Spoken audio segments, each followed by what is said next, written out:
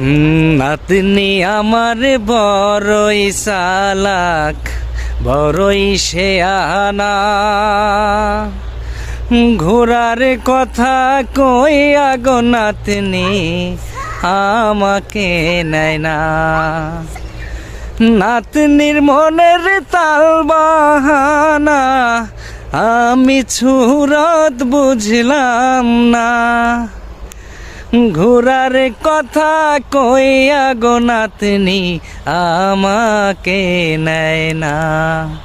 ও যদি সুন্দর একখান নাতনি পাইতাম, যদি সুন্দর একখান মন পাইতাম, শঙ্কর ঘোষের মিষ্টি কিনে তারে আমি খাওয়াইতাম। ওরে রাজবাড়ির ওই বিখ্যাত মিষ্টি কিনে তারে খাওয়াইতাম।